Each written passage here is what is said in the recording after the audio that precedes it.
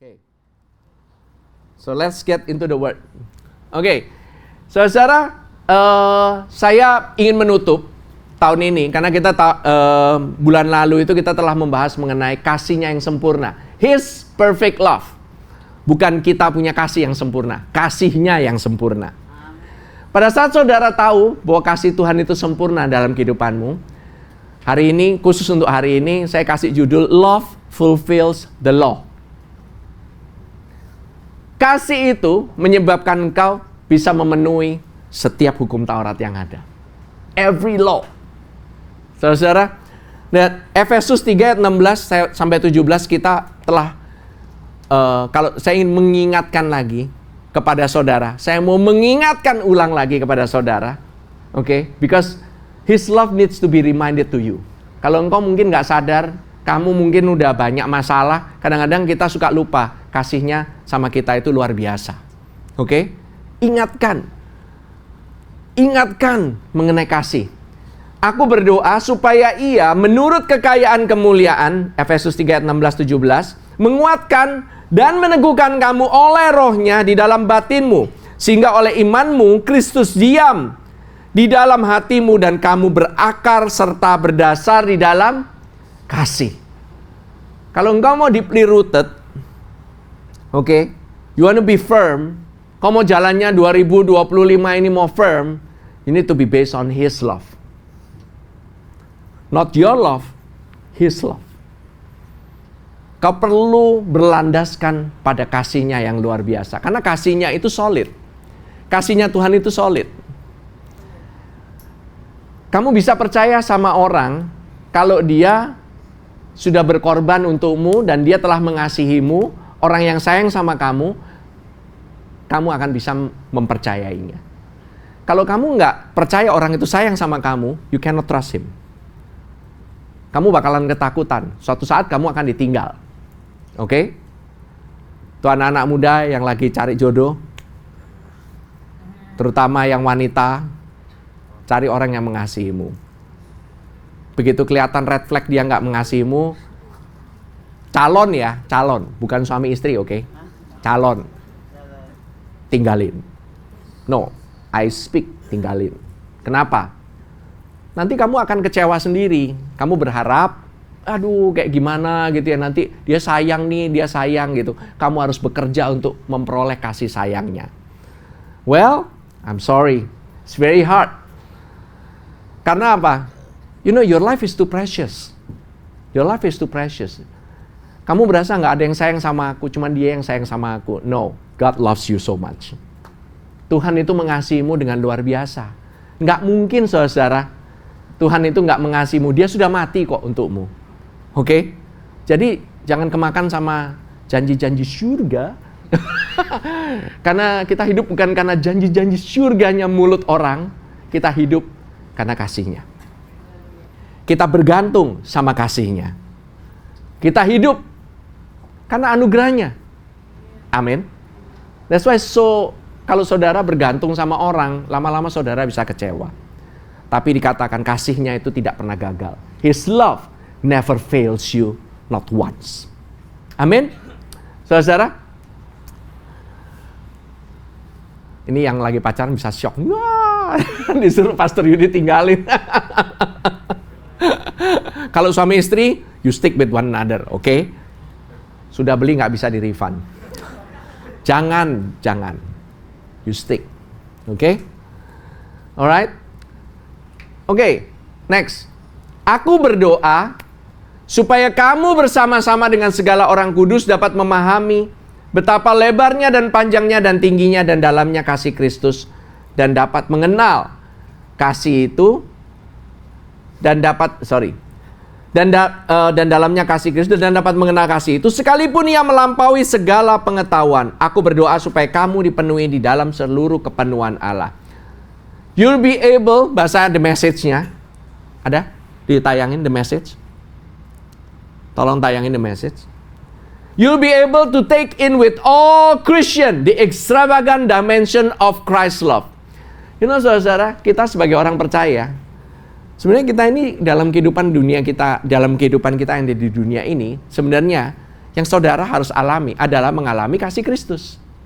Setiap hari saudara, waktu kamu mengalami kasih Kristus, kamu bisa menghadapi apapun yang ada di depan. Karena apa?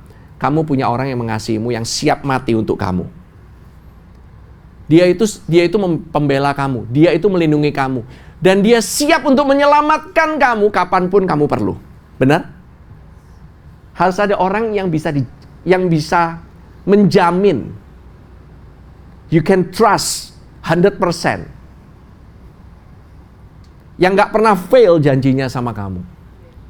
You need to, makanya saya bilang, kalau kita orang sebagai cowok, bahkan sebagai cewek gitu ya, bukan sebagai cowok aja kalau ngumbar janji itu luar biasa, wow, gitu loh. Tapi begitu udah masuk ke dalam, ayo, bahkan sampai ada kegerakannya kan, zaman dulu, pemegang janji itu. It's very, I tried to keep my promise and I failed. Cuman Tuhan yang tetap keep His promise. Okay? But, saudara, dikatakan reach out, experience the breadth, test its length, plumb the depths, rise to the heights. Live full life, full in the fullness of God. Saudara mau ngalamin itu namanya fullness of God dalam kehidupanmu, hidup dalam kasih-Nya.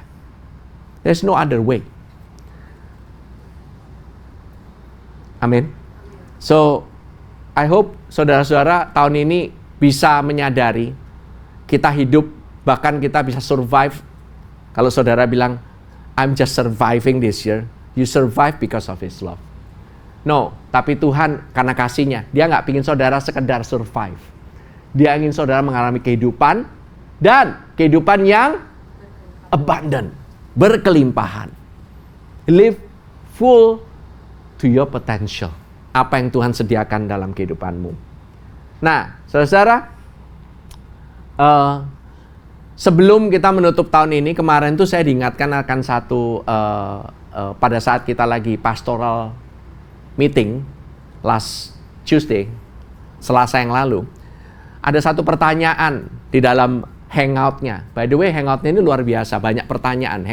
Hangout Zoom, hari Senin ada untuk yang praise and worship, dan hari Rabu yaitu untuk jemaat semuanya, itu by Zoom. Saudara bisa join setiap jam 8 hari Rabu. Nah, kemarin itu pertanyaan ini sangat intriguing sekali, sangat menggelitik saya gitu. Dan kita mau bahas sama-sama di pastoral. Dikatakan, ya, pertanyaannya mengenai tabur dan tuai. Saudara-saudara, mungkin saya ingin menjawab pertanyaan itu. Oke? Galatia 6 ayat 7 sampai 8. Ini ayat yang mungkin membuat kita takut, membuat kita, wah, kayaknya gimana gitu ya. Tapi sebenarnya ayat ini luar biasa sekali. Dikatakan jangan sesat, Allah tidak membiarkan dirinya dipermainkan, karena apa yang ditabur orang itu juga yang akan dituainya. Sebab barang siapa menabur dalam dagingnya, ia akan menuai kebinasaan dari dagingnya. Tetapi barang siapa menabur dalam roh, ia akan menuai hidup yang kekal dari roh itu. Apa yang ditabur dan apa yang dituai. Saudara, kalau udah ngomong tabur tuai ini, kita langsung mikirnya, oh iya, itu ngomong mengenai perbuatan, pastor. Moralitas, kita harus benar-benar menabur. Kalau kita nggak menabur nih, kamu menaburnya jelek nih, wah nanti kamu bakalan menuai luar biasa. Kamu kalau misalnya sekarang berbuatnya macam-macam, wah nanti kamu pasti akan menuai. Well, not entirely wrong, tapi itu yang dinamakan konsekuensi. Kamu, ya maksudnya gitu ya, kalau orang misalnya berhubungan dengan banyak orang, kemudian kena penyakit, ya kan? Itu konsekuensi kan? Ya kan? Kamu expect main pisau, tapi nggak expect kepotong. Gimana caranya? Orang yang ada di dapur, mereka masak, suatu saat, siapa di sini yang pernah masuk ke dapur? Ya semua lah ya, pasti pernah masuk ke dapur, terutama ibu-ibu lah ya. Di sini ada ibu-ibu yang nggak pernah kepotong sama sekali. Not once. Saya tahu semua ibu-ibu punya battle scar. Pasti ada battle scar-nya. Entah kena potong lah, kena apalah. You play with knives, pasti akan kepotong. Tapi bukan berarti knife itu salah kan?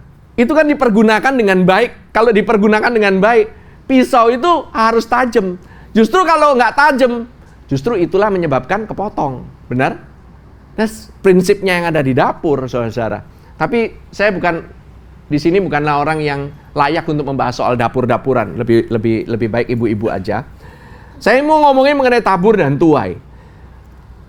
Saya temukan ada 2 hal mengenai tabur dan tuai. Pertama, yaitu mengenai firman. Udah pasti. Ada firmannya. Oke? Yaitu benih. Yaitu ngomong mengenai taburan. Kedua, itu berbicara mengenai keuangan. About money. Tapi kalau kita lihat di ayat ini, sepertinya ini berbicara mengenai perbuatan. Kalau perbuatan kita baik atau buruk. Karena ayat 9 setelahnya, Galatia 6 ayat 9 dikatakan mengenai jangan jemu berbuat baik. Nah ini kan kayaknya, ya itu kan pastor, pasti itu mengenai perbuatan kan. Nah masalahnya, oke lah, fair. Tapi kebanyakan daripada kita itu fokus pada perbuatannya. Dan kita nggak mau baca ayat yang di atas, nggak mau baca ayat yang di bawah. Itu kan pastor, pokoknya kamu tabur, apa yang kamu tabur, kamu pasti tuai. Hati-hati, ya kan? Makanya tuh, gitu. Kalau kerja hati-hati. Ada tabur tuai itu, jangan macem-macem. Kamu kalau misalnya ini nanti yang aneh-aneh, nah nanti kamu akan mengalami itu hal yang aneh-aneh juga nanti, ya kan? Jangan berpikiran itu dulu. Tapi coba ya, kita lihat lagi. Wah, kalau kamu nanti ini ya, kalau kamu salah dikit, kamu akan menuai kebinasaan. Kamu mati nggak masuk surga. Ya kan kebinasaan. Makanya orang banyak ditakut-takuti di dalam gereja. Tapi berapa banyak perbuatan kita yang penuh dengan kedagingan? Saya mau nanya. Berapa banyak kebiasaan kita? Kalian nggak usah angkat tangan, nggak usah lihat kanan kiri. Lihat ke diri sendiri aja. Oke? So ada baiknya kita melihat keseluruhan kitab Galatia ini. Saudara kalau mau tahu, Galatia ini berbicara mengenai apa sih kitab Galatia? Rasul Paulus, kalau kita yang pernah sering belajar di sini, kita akan tahu bahwa Galatia itu banyak ngomong mengenai pencampuran antara kasih karunia dan hukum Taurat. Tapi sebenarnya Galatia ini berbicara sebenarnya mengenai kalau kita sudah ada di dalam Kristus, di bawah kasih karunia, di bawah kasihnya yang sempurna, so bagaimana caranya kita berbuat baik? Apakah dengan balik lagi ke hukum Taurat? Apakah kita harus melakukan semua hukum Taurat itu, makanya kita bisa berbuat baik? Banyak orang kan bilang, kamu kan udah dalam kasih karunia kan, what's next? What's next after grace? Setelah kasih karunia dan apa? Kasih karunia kan dasarnya, basicnya kan kasih karunia. Tapi atas-atasnya harusnya kan kembali kan, kamu melakukan perbuatan yang baik, lakukan ini, lakukan itu, ya kan? Kan banyak perbuatan baik. Apakah benar demikian? Saudara, seringkali ini membingungkan kehidupan orang kudus, membingungkan kehidupan orang percaya. Karena apa? Orang percaya itu sebenarnya ingin berbuat benar. Dia ingin hidup kudus, tapi dia nggak tahu caranya. So, ada orang ngasih tahu dikit, caranya demikian. Kamu habis percaya kasih karunia, kembali ke hukum Taurat. Kan kamu udah bisa. Sekarang kan kamu udah percaya kasih karunia kan? Kamu bertobat dong. Balik lagi ke hukum Taurat dong. Lakukan yang benar. Nah, benar nggak kayak begitu? Nah, Galatia 5 ayat 16 sampai 18. Oke, kita baca ya. Kita baca konteks. Konteks itu penting. Maksudku ialah, hiduplah oleh roh, maka kamu tidak akan menuruti keinginan daging. Sebab keinginan daging berlawanan dengan keinginan roh, dan keinginan roh berlawanan dengan keinginan daging, karena keduanya bertentangan, sehingga kamu setiap kali tidak melakukan apa yang kamu kehendaki. Akan tetapi, jikalau kamu memberi dirimu dipimpin oleh roh, maka kamu tidak hidup di bawah hukum Taurat. Saya mau bacakan bahasa Inggrisnya ya. I say then, walk in the Spirit. Dikatakan walk in the Spirit, and you shall not fulfill the lust of the flesh. Artinya, saudara nggak bisa dua-duanya. Waktu kamu berjalan di dalam roh, kamu nggak bisa menuruti keinginan daging. Nggak bisa setengah-setengah. Orang hidup di dalam kekristenan, bilangnya dalam kekristenan, kemudian kamu menuruti keinginan daging. Dikatakan di sini itu nggak bisa. Bukannya nggak boleh, nggak bisa. Jadi hidup dalam roh nggak bisa digabungin dengan berjalan atau hidup menurut daging. Nggak bisa. Nggak bisa. They are not in the same room. Oke? Mereka ini ada di ruangan yang berbeda. Oke? Berjalan dalam roh. Nah, sekarang pertanyaannya semua, what is walking in the spirit? Yang dimaksud dengan hidup dalam roh itu apa sih? Atau berjalan di dalam roh? Ya kan? Di sini kan bilang hiduplah oleh roh. Saya harus koreksi ya, bukan hiduplah dalam roh, hiduplah oleh roh. There is a difference, oke? Hidup dalam roh sama hidup oleh roh.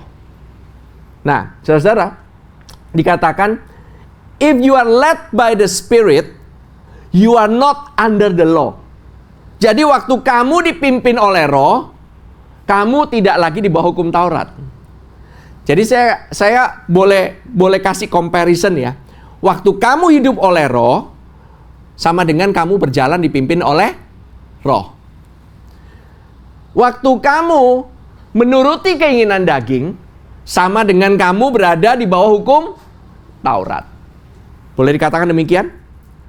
Boleh, karena ini ayatnya ini membandingkan. Waktu kamu menuruti keinginan daging, kamu hidup di bawah Taurat. Pertanyaannya, menuruti keinginan daging itu apa sih? Apa yang dimaksud menuruti keinginan daging? Nah, saudara, agama akan bilang begini ya. Sebisa-bisanya, try as you can, kamu coba ya untuk hidup, jangan nurutin keinginan daging lah. Sekali-sekali oke, tapi jangan terus-menerus ikutin keinginan daging. Ya kan? Iya dong. Nah, maka kamu akan hidup atau berjalan oleh roh. Benar gak? Kalau kamu nggak nurutin daging, maka kamu akan berjalan dalam roh. Jadi kalau kamu keseringan ngikutin daging, kamu nggak akan berjalan dalam roh. Dibalik. Ini kebalik, saudara-saudara. Orang Kristen itu suka kebalik-balik. Kalau kamu berjalan dalam roh, maka kamu tidak menuruti keinginan daging atau hukum Taurat. Jangan dibalik. We are on the other way around. Oke. Alkitab ini sangat jelas. Hidup oleh roh, barulah kamu tidak menuruti keinginan daging. Jadi bagaimana caranya supaya kamu nggak ngikutin yang aneh-aneh kalau kita ngomongnya? How to do that? Solusinya cuma satu, saudara. Hidup oleh roh. There's no other way. Siapa di sini pingin nggak mau mengikuti keinginan daging? Siapa yang nggak mau? Bukan siapa yang mau ya. Apa pertanyaannya jelas nggak? Siapa yang di sini nggak mau hidup lagi di bawah hukum Taurat? Semuanya. Ya kan? Ini kan tadi saya ngomongin menuruti keinginan daging sama dengan hidup di bawah hukum Taurat dong. Nobody wants to be under law. Karena apa? Di bawah hukum Taurat itu sama dengan bukan, oh iya, kamu kalau di bawah hukum Taurat, ini yang masalahnya, ini yang diajarkan dalam gereja ya. Kamu kalau di bawah hukum Taurat itu, sebenarnya hukum Taurat kan baik. Kamu usahakan lakukan sebaik-baiknya. Kalau misalnya kamu fail, satu sini satu sana, konsekuensinya itu ya kamu itu cuman bertobat aja yang penting. Yang penting bertobat lah, terus berusaha lagi. Turutin hukum Taurat. You know that konsekuensinya di bawah hukum Taurat apa tahu nggak? Cuman satu. When you are under the law, the punishment is death. Mati. That's it. Kamu begitu hidup di bawah hukum Taurat, konsekuensimu mati. Roma 1. You don't want to. Kamu tidak akan pernah mau berada di bawah hukum Taurat. Karena apa? Konsekuensinya bukannya, oh iya, di bawah hukum Taurat, kalau misalnya kamu nggak bisa, ya udah, coba lagi besok. No, you die. Oke? There's no other consequences. Nah, jadi apa yang dimaksud dalam hidup menurut roh atau berjalan dalam roh?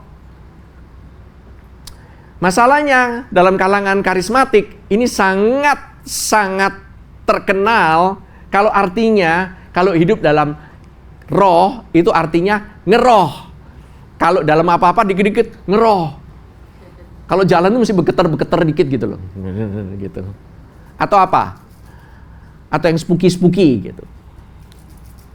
Aku lihat ini, aku merasakan itu, aku rasakan ini gitu.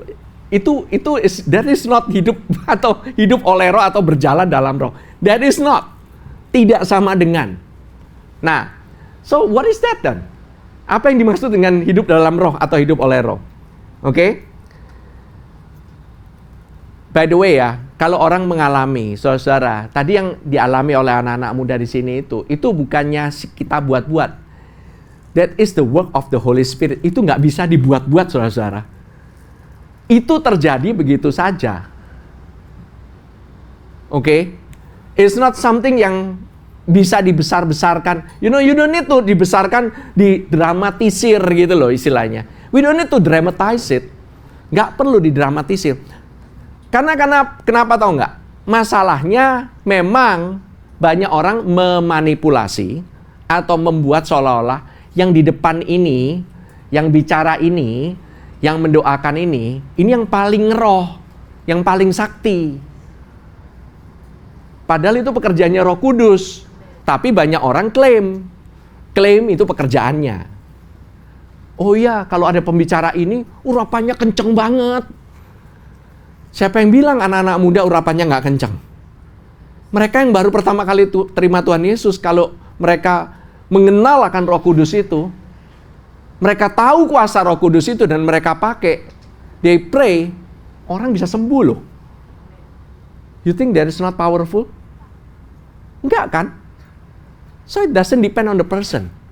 Enggak tergantung dari orangnya. Itu semua tergantung dari Roh Kudus. Ini semua pekerjaan Roh Kudus. Jangan kita lebay. Oke? Nah, anything manifestasinya aku nggak masalah. Ada yang tertawa di dalam roh, ada yang tumbang dalam roh. Itu no problem. But that is not hidup berjalan atau berjalan di dalam roh. That is not. Tidak sama dengan. Oke? Sekali lagi saya katakan. Oke? Nah, kalau sampai kita nggak bisa merasakan kehadiran Roh Kudus, itu kadang-kadang kita ini asumsi gitu loh, suka asumsi. Oh ya, I cannot feel the Holy Spirit gitu. Artinya apa? Roh Kudusnya nggak ada di sini. Is that true? Kebenarannya nggak kayak begitu. Nah, orang kalau nggak berasa apa-apa, oh artinya Roh Kudus itu nggak bersama-sama dengan saya lagi. Roh Kudusnya lagi nggak ada. Dia lagi jalan-jalan beli makanan di lantai 2 sama lantai 1. Enggak kan? Karena dia melihat gitu yang di sini itu diem aja gitu. Jemaatnya diem doang gitu. Artinya Roh Kudus nggak ada. Ya enggak juga, saudara-saudara. Oke? Alright? Oke.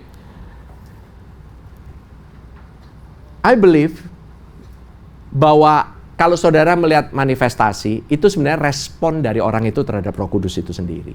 It's just a response. But it's not the Holy Spirit itself. Amin? Nah, satu lagi. Kadang-kadang orang karismatik suka ada istilah mendukakan Roh Kudus. Jangan ya kamu mendukakan Roh Kudus ya. Nanti kamu mendukakan Roh Kudus ngapain? Roh Kudusnya nanti sedih. Dia nggak mau lagi mengadakan mujizat.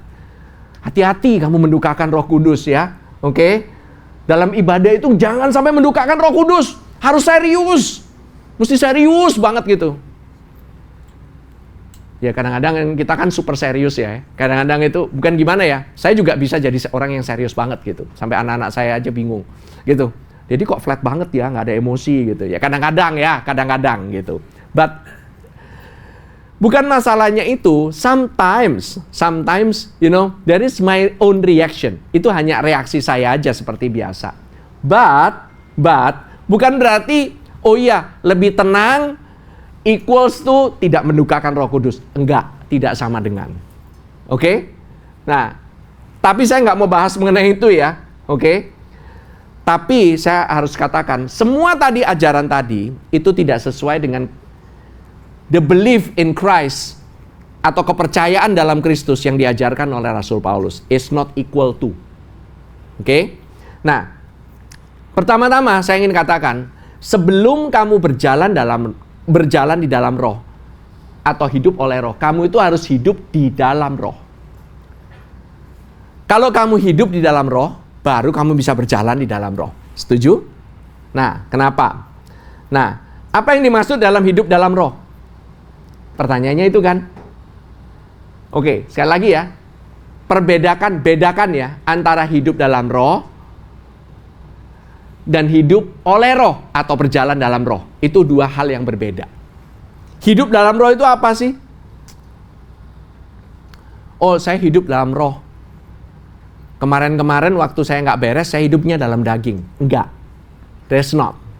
Oke? Bukan. Hidup dalam roh itu cuma satu. Yaitu hidup percaya dalam Kristus Yesus yang sudah diselamatkan. That's it. Oke? Hidup dalam daging artinya apa? Kamu belum percaya, belum lahir baru. It's so simple kan? Hidup dalam daging, hidup dalam roh. Kenapa saya bisa ngomong kayak demikian? Pastor, buktinya mana? Oke, I give you proof. Roma 8 ayat 9, tolong buka. Tetapi, dikatakan apa? Kamu tidak hidup dalam daging, melainkan dalam roh. Jelas. Sekali lagi ya, bukan hidup oleh daging, hidup oleh roh. Hidup dalam roh. Oke? Kadang-kadang kita suka kebingungan gitu di sini. Jika memang roh Allah diam di dalam kamu, tetapi jika orang tidak memiliki roh Kristus, ia bukan milik Kristus. Pertanyaan, siapa di sini yang milik Kristus? Ada yang masih ragu belum milik Kristus? Orang yang percaya sama Tuhan Yesus Kristus, mereka telah lahir baru, mereka itu miliknya Kristus. Dan mereka nggak bisa keluar loh.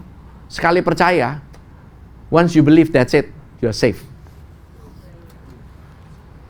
Ditanya, pastor, kalau gitu pastor percaya OSAS? Ya, kita aliran OSAS. Dengan jelas, one safe, always safe, no matter what. Kenapa? That's what the Bible says. Gitu loh. Ya kan? Sekali kamu diselamatkan oleh Tuhan, kamu percaya sama Tuhan, kamu tuh nggak bisa keluar. Kamu itu orang di penjara. Ada satu penjara yang tidak bisa membuat kamu keluar untuk selama-lamanya, yang dinamakan penjara kebenaran, saudara-saudara. Itu ada di Alkitab. Saudara nggak bisa argue sama saya. Saudara mau debat sama saya, debatlah sama Alkitab lah, jangan debat sama saya. Oke? Kamu itu udah masuk penjara. Dulu kamu ada di penjara yang namanya dosa. Tetapi kamu sekarang ini ada di penjara yang namanya penjara kebenaran. Tidak bisa keluar. You are not a free person anymore. But di dalam Kristus, you are free indeed.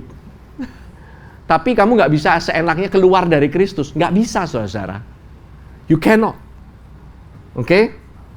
Nah, by the way, gereja ini, terutama saya lah ya, nggak usah ngomong lah ya. Saya sudah dikenal sebagai, ada yang nyebut saya sebagai hyper grace preacher. No problem.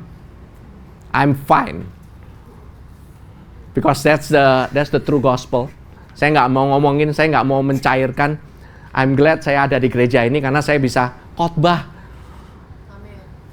Apa yang Tuhan mau khotbahkan tanpa harus dibatas-batasin. Oke? That's why I'm so blessed to be in GBC.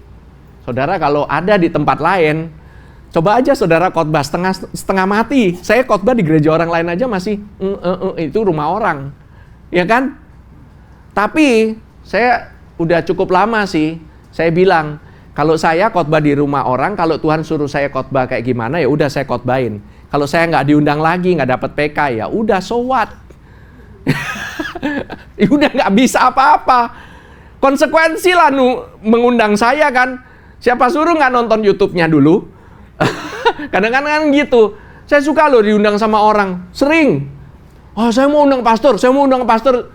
Make sure you watch my YouTube first. Make sure. Saya mau dikatain orang hyper grace, terserah. Itu bukan saya yang menamai. But I know my grace, Tuhan punya grace itu hyper. I know. Dia punya kasih itu lebay. Dinamakan kalau dosa bertambah, kasih karunia berlimpah-limpah. Hyper perisio, itu hyper. Kasih karunia itu lebih hyper daripada dosa kamu.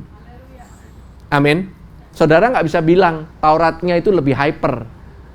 Nggak bisa, saudara. Itu yang ada di dalam Alkitab. Kasih karunia itu hyper. Emang bener hyper. Hyper perisio. Oke?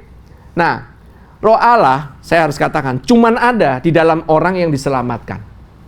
Orang yang sudah lahir baru, pasti ada Roh Allah di dalamnya. Makanya dia bisa menjadi milik Kristus. So, Roh Allah nggak ada pada orang yang belum selamat atau hidup dalam daging. Sudah jelas? Hidup dalam daging. So, hidup dalam roh, hidup menurut roh atau berjalan dalam roh, itu beda. Kita ini sekarang ngomongin being in the spirit and walking in the spirit. Beda ya?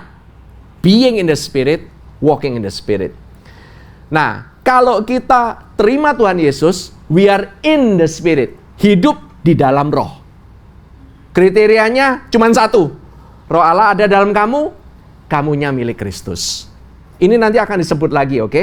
Jadi sebenarnya berjalan dalam roh atau hidup menurut roh itu dan apa?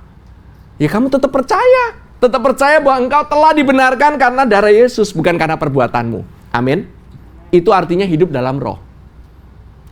Hidup oleh roh. Berjalan di dalam roh. Hidup menurut roh. Oke? Kenapa saya bisa bilang begitu? Karena di Galatia 5 sebelum hidup menurut keinginan daging, Galatia pertama sampai keempat, pasal pertama sampai keempat, itu berbicara mengenai hukum Taurat dan kasih karunia. Talking about two covenants. Oke? Jadi, hidup menurut roh, oleh roh, atau berjalan walking in the spirit, artinya kamu berjalan, kamu beristirahat dalam kebenaran Kristus yang sudah ada di dalammu. That's it. Segitu simpelnya. Nah, sesudah itu dimention lagi di Roma pasal ke-8 tentang hidup oleh daging dan hidup oleh roh. Nah, sebelumnya Roma 1 sampai 7, sebelum kamu bisa ngomongin mengenai hidup dalam daging, hidup oleh roh, Roma pertama sampai yang ke-7 itu berbicara tentang kamu dibenarkan karena iman, bukan karena perbuatan. Faith or works. Kita semua diselamatkan karena pekerjaan kita atau karena iman? Iman, jelas. Ya kan? That's why kamu bisa bilang, aku hidup di dalam roh dan aku hidup oleh roh. Karena apa? Kamu di dalam iman. Oleh iman, bukan karena perbuatan. Kalau karena perbuatan, kamu nggak bisa ngomong demikian. Amin. Nah, hidup menurut daging. Walking in the flesh. Hidup menurut daging. Artinya apa? Kamu berjalan dengan usahamu sendiri. Karena kalau kamu mau nurutin hukum Taurat, kamu harus self-effort. Kamu mau hidup pakai self-improvement, silakan. Kamu kalau kuat, silakan. Coba hidup menurut self gitu ya. Ikutin Instagram, nomor 1. Bagaimana cara kamu mempunyai bisnis yang sukses. 1, 2, 3, 4, 5. Banyak. Ada yang 15 langkah, ada yang 10 langkah, 5 langkah. Ada yang berapa habit. Dari 7 habit sekarang jadi 15 habit, 20 habit. Semuanya loh jadi habit demi habits. You know, kamu coba aja. By the way, saya coba. Saya dulu coba ya, apa ya? Saya pernah mencoba mengikuti namanya renungan yang mengenai tujuan hidup itu. Saya nggak usah kasih tahu lah siapa yang ngomong. Saya nyampe di hari ke-15, stop. Nggak kuat. Saya berusaha konsisten dengan apa yang saya ngomongin. Detik masalah melanda, itu yang namanya habit mengenai hidup yang penuh dengan tujuan, mulai dari hari 1 sampai 15, lupa semua apa itu. Saya kelupaan. Saya balik lagi. Akhirnya apa? Saya frustasi. Saya bilang, capek Tuhan ya. Kayaknya kamu ngasih saya, ini kebiasaan 1, 2, 3, 4, 5 ini. Saya pikir saya bisa ngapalin. Ternyata nggak bisa loh. Dan Tuhan nggak ngasih kapasitas saya untuk ngapalin itu. Nggak bisa, saudara. I cannot. I tried and I fail. Oke? Saya nggak tahu dengan saudara ya. Maybe saudara pernah nyoba. Mungkin ada yang lebih kuat lah dari saya. Sampai hari ke-30 lah. Nggak sampai hari 40 gitu ya. More power to you. But I cannot. Saya nggak bisa. Dan saya udah dibilangin istri saya ini udah modelannya itu sangat OCD. Model OCD aja kagak bisa. Gimana yang kagak OCD? Saya bilangin aja, lebih susah. Oke? Artinya hidup menurut daging, self effort, atau dengan usaha sendiri untuk berbuat baik dan menjadi setia, bukan dengan bergantung kepada apa yang telah Kristus lakukan di atas kayu salib. Padahal apa yang Kristus lakukan di atas kayu salib itu karena apa? Karena kita ini sering fail. Makanya perlu Dia yang membenarkan kita. Dia yang membenarkan kita. Dia yang membenarkan kehidupan kita. Amin. Ini perlu diingatkan lagi, kenapa tahu nggak? Sometimes kita ini dalam kehidupan kita nggak sadar bahwa kita ini udah melenceng. Kita melenceng, saudara-saudara. Oke? Kita berjalan di dalam kedagingan kita atau self effort kita. Bukan berarti kita nggak selamat. Tapi hidupmu itu lumayan loh. Jadi berasa kayak neraka. Hidupmu itu akan menjadi ya gitu-gitu aja. Overthinkingmu akan banyak kalau kamu hidup berdasarkan tuntutan. Karena hukum Taurat itu selalu menuntut. Tuntutan hukum Taurat itu kamu lakukan setiap poin. Jangan sampai miss. You miss one, you start again dari awal. Itu tuntutan hukum Taurat. Perfect. Hukum Taurat nggak akan demand less than perfection. Oke? Less than perfect, ulang dari awal. Mulai lagi dari nol. Oke? Nah, kalau kamu hidup menurut daging, maka yang hasilnya adalah perbuatan daging. Nah, kita yang sering bilang sama orang mengenai tabur tua ini perbuatannya semua. Ini yang sering diomongin. The works of the flesh. Oke, itu nyata. Galatia 5 ayat 19 sampai 21. Perbuatan daging telah nyata, yaitu apa? Percabulan. Tahu percabulan itu bahasa Grekanya apa? Ada yang pernah belajar? Nomor 1, pornoia. Dari kata porno. Jadi kalau yang kalau yang hidup di bawah menurut daging atau hukum Taurat, nomor 1, porno pikirannya. Karena apa? Orang bilang ya, jangan hidup menurut daging, langsung seks hubungannya. Itu. Ini perbuatan daging itu nyata. Nomor 1 ditaruhnya, percabulan, kecemaran, hawa nafsu. The first 3. Oke? Berikutnya, penyembahan berhala, sihir, perseteruan, perselisihan, iri hati, amarah, kepentingan diri sendiri, percideraan, roh pemecah, kedengkian, kemabukan, pesta pora, dan sebagainya. Terhadap semuanya itu kuperingatkan kamu, seperti yang telah kubuat dahulu, bahwa barang siapa melakukan hal-hal yang demikian, ia tidak akan mendapat bagian dalam kerajaan Allah. Tuh kan, pastor, yang gak dapat bagian dalam kerajaan Allah itu yang melakukan hal itu. Tolong deh, ini hasilnya. Ini hasilnya, ini konsekuensi, saudara. It's the fruit, it's not the root. Benihnya apa, hasilnya ini. Kamu hidup menurut daging, ini. Pertanyaan ya. Saya mau nanya dari semua dosa yang ada di sini. Saudara, coba ditayangin aja ininya ya. Nah, mulai dari yang ayat ke-19, 20, 21. Bisa nggak ditayangin 3 sekaligus? Oke. Mengenai Galatia 5 ini, 19 sampai 21. Nah, ada yang di sini yang nggak pernah? Ada yang bisa melakukan saya. Saya nggak pernah iri hati. Saya nggak pernah berselisih. By the way ya, semua dari 19 sampai 21 itu ada semua di 10 perintah Allah. Dan itu dilanggar semua di situ. You want to live under the law? That's it. That's the result. Mau jangan berzina kek, jangan dusta kek, jangan mengingini barang orang lain gitu kan. Wah, itu paling susah, pastor. Saya ngeliat yang ke sebelah. Sepatunya keren banget. Saya kepingin sepatunya dia. Modelannya kayak gitu. Iri hati. Suka mecah-mecah, sana sini, ngomongin orang di belakang, gosip lah, begini begitulah. Siapa yang nggak pernah? Nggak ada yang kebal satupun di sini. Amin. Nah, kenapa saya bilang nggak ada yang kebal? Saya nggak mau menyalahkan saudara, tetapi saudara yang ngecek sendiri. Nanti akan ada ayat di bawahnya. Cek diri sendiri.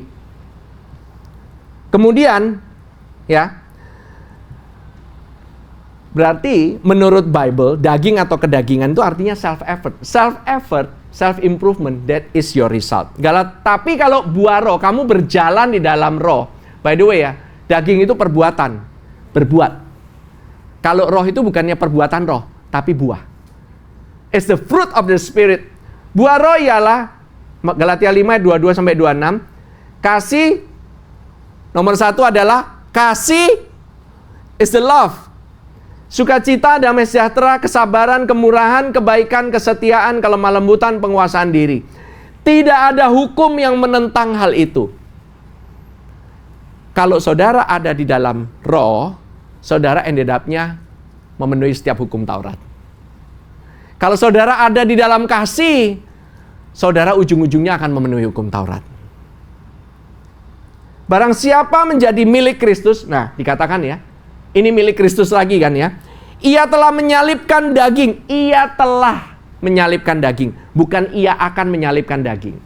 Jadi nggak ada tuh ya, salibkan dirimu setiap hari gitu ya. Kamu berjalan menyalibkan dirimu gitu ya. Kalau kamu menyalibkan dirimu setiap hari, artinya Tuhan Yesus perlu disalib setiap hari untuk dirimu. Apakah perlu Tuhan Yesus turun dari surga dan menyalibkan dirinya lagi? Nggak perlu kan? Oke? Nah, barang siapa menjadi milik Kristus? Siapa yang milik Kristus di sini? You sure? Sure? You are Christ. Kamu itu miliknya Tuhan Yesus Kristus. Ia telah menyalibkan keinginan daging.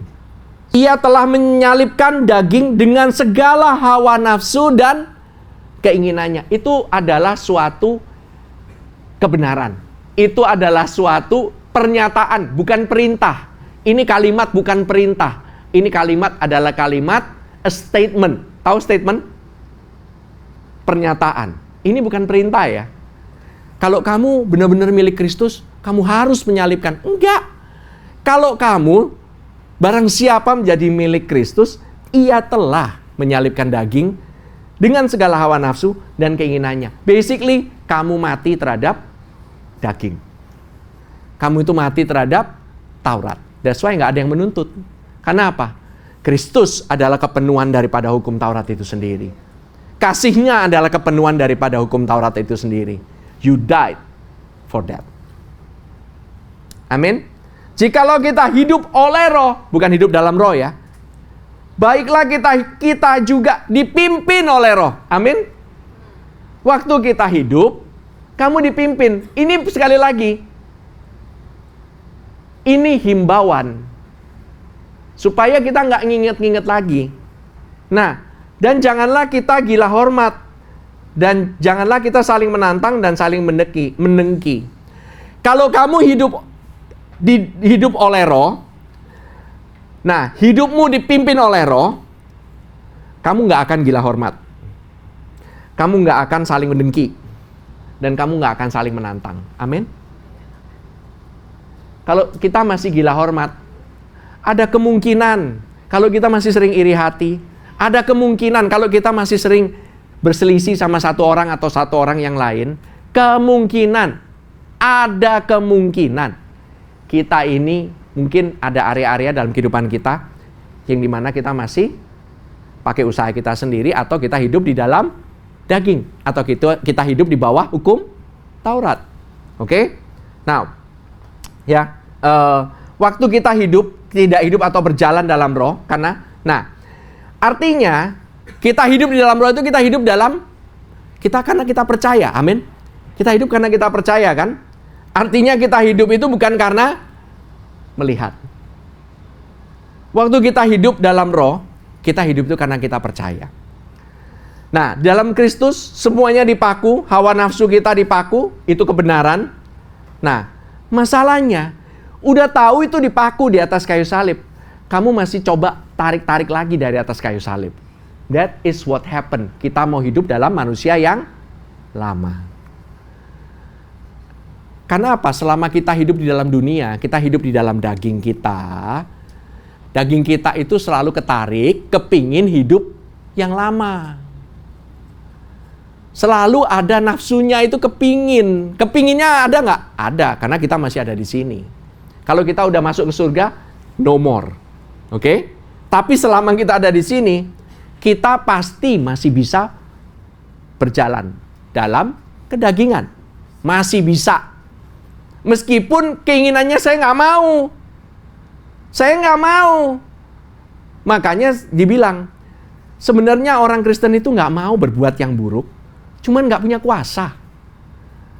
That's why kita ini perlu diselamatkan. That's why we need Him every day. Kita ini perlu hidup di dalam roh itu atau hidup tetap percaya. Karena kita ini perlu diselamatkan. Amin. Galatia 6 ayat 1-2. Saya trying to rush ya. Oke. Saudara-saudara, kalaupun seorang kedapatan melakukan suatu pelanggaran. Nah, ini solusi ya saudara-saudara. Kalau saudara melanggar, maka kamu yang rohani harus memimpin orang itu ke jalan yang benar dalam roh lemah lembut. Kalau ada teman kita, nah ini di sini saya mau nanya, melanggarnya apa? Pertama udah pasti melanggar hukum Taurat. Kedua, kita ini melanggarnya dari kita berjalan dalam roh harusnya kita balik lagi ke self effort. Kita berbalik lagi ke usaha sendiri. Kalau ada teman kita yang masih dalam tanda kutip hidupnya belum grace banget, apa yang harus kamu lakukan? Dikhotbahin pastor sampai dia ngerti. Salah.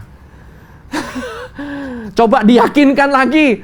Kasih kalau bisa CD-nya Joseph Prince, kasih dia link ini, link itu, sampai dia benar-benar gitu. Kadang-kadang kita juga sebagai orang ini nggak merciful ya. Kurang berbelas kasihan gitu. Saudara, saya mau nanya, saudara yang udah mendengar tentang kabar kasih karunia, dan saudara saat ini diubahkan karena kasih karunia, saudara butuh proses nggak? Atau instan? Saya mau nanya. Tapi kan kita kalau udah berubah kan kita berharap orang lain kalau bisa instan, ngertinya. Kalau bisa. Dibilang sabarlah, bantuinlah, dengan roh lemah lembut kamu yang rohani, pimpin mereka ke jalan yang benar. Jalan yang benarnya apa? Balik hidup dalam roh lagi. Hidup oleh roh, berjalan di dalam roh. Don't go back to the old self. Jangan ke sana lagi. Oke? Jangan artinya jangan pakai self effort lagi. Sambil menjaga dirimu sendiri supaya kamu juga jangan kena pencobaan. Pencobaan apa tahu nggak? Bukan pencobaan untuk melanggar. Tapi pencobaannya adalah kamu balik lagi ke usaha sendiri lagi. Mau bikin orang bertobat, balik ke usaha sendiri. Gak bakalan tobat itu orang. Percaya sama saya. Kenapa? Saya udah nyoba. Percuma, kamu butuh roh Tuhan untuk bisa membukakan orang itu. Amin. Saya udah dari, di sini ada beberapa teman-teman yang udah bersama-sama dengan saya dalam perjalanan mengenal akan kasih karunia ini. Saya tahu ada a few of the veterans yang ada di sini bantuin saya ngirimin file-file CD, ngirimin hard disk, dengerin. I know. Saya pun sampai sekarang masih bisa jatuh dalam usaha sendiri. Saya percaya akan kasih karunia dibukakan kasih karunia ini dari tahun 2005. Saya udah about 19 years. Dan saya masih bisa fail. How about you guys? Ada yang baru 1 tahun, ada yang baru 2 tahun, ada yang baru beberapa bulan mengenal akan kasih karunia ini. Sabar woi, sabar. Bertolong-tolonglah menanggung bebanmu. Demikianlah kamu memenuhi hukum Kristus. Tahu nggak sih? Ini bukan hukum Taurat. Hukum Kristus apa? Oh, 10 perintah Allah. No. Hukum Kristus apa saudara? Hukum Kristus itu cuma satu, the law of Christ, yaitu mengenai kasih. Saya bacakan Yakobus 2 ayat 8. What is the law of Christ? Oke? Akan tetapi, jikalau kamu menjalankan hukum utama yang tertulis dalam kitab suci, apa hukumnya? Kasihilah sesamamu manusia seperti dirimu sendiri. Kamu berbuat baik. Ini ya, hukum utama ya. Itu dikatakan, if you really fulfill the royal law according to the scripture. Kristus itu kasih perintah yang baru. Kasihilah sesamamu manusia sama seperti saya mengasihimu. Itu perintahnya Tuhan. That's the only law. The only law that Christ have, love one another as I have loved you. That's it. Kalau mau dibilang ada nggak perintahnya? Perintah Tuhan. Kan banyak tuh di Alkitab. Semua perintah Tuhan itu boleh kamu rangkum dalam satu kata aja. Kasihlah sesamamu manusia. Oke, bukan seperti dirimu sendiri. Sama seperti Kristus telah mengasihimu. Itu doang. Nggak ada hukum yang lain. Tapi kamu tidak akan bisa mengasihi orang lain, sesamamu manusia, kalau kamu tidak terima kasih Kristus. The moment that you receive Christ's love, that moment kamu bisa mengasihi seorang akan yang lain. Oke? Ini konfirmasi ya. Galatia 5 ayat 14. Kalau saudara balik lagi dikatakan demikian. Sebab seluruh hukum Taurat tercakup dalam satu firman ini, yaitu kasihlah sesamamu manusia seperti dirimu sendiri. Itu hukum Taurat. Bukan hukum Kristus. Hukum Tauratnya itu begitu. There's only law of love. Oke? Galatia 6. Saya lanjut. 3-5. Sebab kalau seorang menyangka bahwa ia berarti, bahwa ia sama sekali tidak berarti, ia menipu dirinya sendiri. Nah, baiklah tiap-tiap orang menguji pekerjaannya sendiri, maka ia boleh bermegah melihat keadaannya sendiri, dan bukan melihat keadaan orang lain. Sebab setiap-tiap orang akan memikul tanggungannya sendiri. Saudara-saudara, pekerjaan di sini ini apa? Yang dimaksud dengan pekerjaan? What is the work? Saya mau nanya. Saya memberikan kesimpulan, jawabannya cuma ada di atas. Waktu kamu, the work is only berjalan di dalam roh dan bukan hidup di dalam daging. That is the work. Cuma ada satu pekerjaannya. Lalu bagaimana kita berjalan dalam roh? How? Pertanyaannya itu kan, gimana kamu berjalan dalam roh? Kamu berjalan karena percaya, bukan karena usaha kamu, bukan karena kamu melihat. Bagaimana hidup dalam daging? Waktu kamu berjalan di bawah hukum Taurat, karena perbuatan, hidup itu bukan karena iman, tetapi karena melihat. When you live by what you see. Waktu kamu hidup karena kamu itu nggak percaya, karena kamu itu hidup karena, oh iya, saya harus pakai usaha saya sendiri karena saya nggak bisa melihat hasil kalau bukan usaha saya sendiri. That's when you walk in the flesh. So, what is the explanation? Galatia 3 ayat 2-5. Saudara mau tahu kenapa saya bilang bahwa hidup dalam roh? Hidup oleh roh, berjalan dalam roh itu artinya tetap percaya. Ini ya. Galatia 3 ayat 2-5 katakan, hanya ini yang hendak ku ketahui daripada kamu. Adakah kamu telah menerima roh karena melakukan hukum Taurat atau karena percaya kepada pemberitaan Injil? Jawabannya adalah kamu bisa menerima Roh Kudus karena apa? Kamu melakukan Taurat atau kamu percaya Injil? Percaya Injil. Oke? Bukan karena hidup dalam Taurat ya. Ada di sini yang masih percaya bahwa saya bisa terima Roh Kudus karena saya hidupnya lebih benar dari yang lain. Saya bisa bahasa roh karena saya ini udah benar, hidupnya udah benar. Ada lu yang percaya kayak demikian? Ada. Jangan saudara pikir nggak ada. Kalau saya beneran hidupnya oke, benar, barulah saya bisa menerima roh. You know, ini di sini loh dijelaskan. Kamu menerima roh karena percaya pada pemberitaan Injil. Amin. Just a little bit more, okay? Another 5 minutes, okay ya? Alright. Adakah kamu sebodoh itu? Nah, ini bukan saya yang ngatain kamu bodoh ya. Ini Alkitab yang bilang. Kepada Rasul Paulus ngomong kepada orang Galatia. Kejam nggak Paulus? Yes. Dia emang ngatainya sebegitunya. Separah itu, sevulgar itu. Saudara coba cek ya. Ini kan jemaat Galatia. Mereka sudah percaya akan kasih karunia. Coba saudara cek di 1-2 Korintus. By the way, jemaat di Korintus, wah itu mah kehidupannya mah hancur banget. Tapi nggak satu pun ada kata bodoh di dalam kitab 1 Korintus atau 2 Korintus. Coba ya cari kata bodoh. Nggak ada. Ini Paulus ngatain jemaatnya sendiri loh. Jemaatnya sendiri yang di Galatia dikatain bodoh.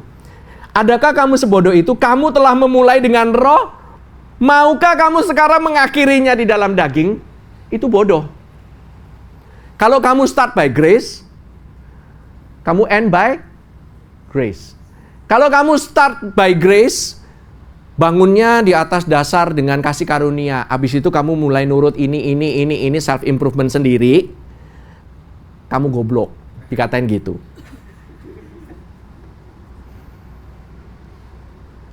I'm sorry, saya tidak membumbuin ini yang dikatakan Paulus. Jedeng gitu. Jadi bagaimana sekarang? Apakah ia yang menganugerahkan roh kepada kamu dengan berlimpah-limpah dan yang melakukan mujizat di antara kamu berbuat demikian karena kamu melakukan hukum Taurat atau karena kamu percaya kepada pemberitaan Injil? Jawabannya, kamu bisa ada mujizat, bisa ada karunia roh segala macam karena kamu percaya atau karena kamu lakukan hukum Taurat? Percaya. Percaya pada Injil, pada kabar baik. Detik kamu percaya pada kabar baik bahwa Tuhan mengasihimu, mujizat terjadi. Segampang itu? Yes, segampang itu. Di dalam Tuhan itu nggak aneh-aneh, nggak susah. Oke, saatnya kita hidup percaya, bukan karena kita melihat. The just shall live by faith. Mata uang surgawi nggak bisa kamu bayar pakai perbuatan baik. Mata uangnya surgawi. Kamu mau bayar surga nih, cuman satu, iman, percaya. That's it. Makanya Galatia 6 ayat 4-5. Baiklah tiap-tiap orang menguji pekerjaannya sendiri, maka ia boleh bermegah melihat keadaannya sendiri dan bukan melihat keadaan orang lain. Sebab tiap-tiap orang akan memikul tanggungannya sendiri. Saudara tahu nggak tanggungan di sana? Kata tanggungan itu load, oke?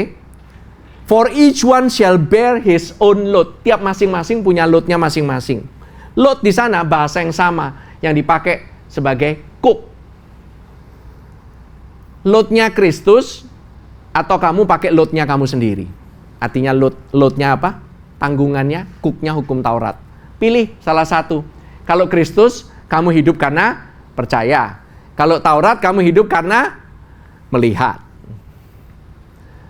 Beratan mana? Yesus bilang, pikulah kuk yang kupasang. Jangan pikul kuk yang satunya lagi.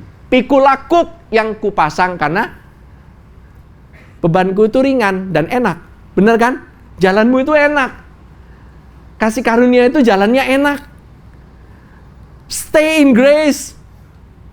Stay in the Spirit. Stay walking in the Spirit. Jangan balik lagi ke hukum Taurat. Itu pesan Tuhan untuk kalian di 2024. Don't go back again to the law. Go back to His love. His love for you. Amin. Galatia 6 ayat 6-9. Dan baiklah dia yang menerima pengajaran dalam firman, membagi segala sesuatu yang ada padanya dengan orang yang memberikan pengajaran itu. Jangan sesat. Nah, ini konteksnya. Allah tidak membiarkan dirinya dipermainkan.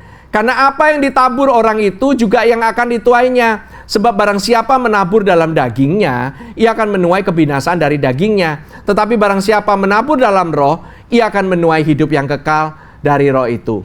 Janganlah kita jemu-jemu berbuat baik. Karena apabila sudah datang waktunya, kita akan menuai jika kita tidak menjadi lemah.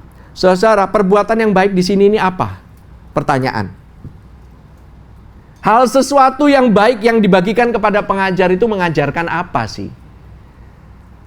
Firmannya mana? Mengajarkan firman yang mana? Saya berikan kepada saudara-saudara bahwa perbuatan yang baik di sana adalah hidup di dalam roh. Hidup oleh roh, karena buahnya adalah roh, ya kan? Hal yang baik adalah waktu kamu hidup karena percaya. Kamu akan menghasilkan buah yang baik, yaitu saling mengasihi. Kamu akan saling mengasihi. Karena kasih itu bukan usaha. Kasih itu bukan karena usahamu. Kamu bisa sayang nih sama orang. It's not yours. Itu karena Roh Kudus. Kamu bisa hidup, bisa komit. Ya, di sini by the way ada yang komit choir. Ini nanti setelah ini bakalan mengadakan choir. I'm so amazed. Akhirnya ada choir. Di sini ada tante, mamanya Pastor Gard. Dan ikut choir juga gitu ya. Ini luar biasa sekali. This is the first time kita ini ada choir yo. Nanti by the way next year kita akan gedein lagi ya choirnya, bakalan ada anak-anak muda ya, part of the choir. Oke. So, saudara mau lihat, kalau mau lihat choirnya next week. Oke. Minggu depan ada choir. Oke. Nah, saudara, firman yang diajarkan apa? Firman yang mengajarkan bahwa berjalan dalam roh itu hidup yang tidak mengikuti kedagingan. Hidup tetap percaya bahwa kita tetap milik Kristus. Meskipun apa yang kita lihat mungkin kesannya berantakan. Mungkin berantakan. Tapi kamu tahu, kamu waktu menabur di dalam daging, itu akan menuai kebinasaan. Artinya apa? Kebinasaan itu corruption. Corruption itu artinya apa? Bisa hilang, bisa habis. Kalau kamu menabur dalam self-effort, bisa habis, bisa capek. Tapi kalau kamu menabur dalam roh, kayaknya lama ya berubahnya ya. Kamu hidup di dalam kasih karunia. Mana buah kasih karunianya? Kayaknya lama. Tapi kamu akan menuai kekekalan. Karena apa? Kasih, sukacita, damai sejahtera, sifatnya kekal. Kelemah lembutan, penguasaan diri, itu sifatnya kekal, saudara. Dan kalau kamu nggak menjadi lemah, kamu pasti menuai. Itu jawabannya. Oke? Galatia 6 ayat 10, saya ending. Saya minta the worshiper bisa bantu saya.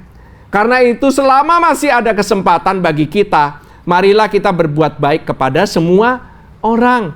Tetapi terutama kepada kawan-kawan kita seiman. Kenapa tahu nggak? Kepada household of faith. Karena kawan-kawan kita yang seiman itu mengenal kasih karunia. Kalau orang di luar sana, boro-boro mereka mengenal. Kadang-kadang mereka kenal Tuhan Yesus saja belum tentu.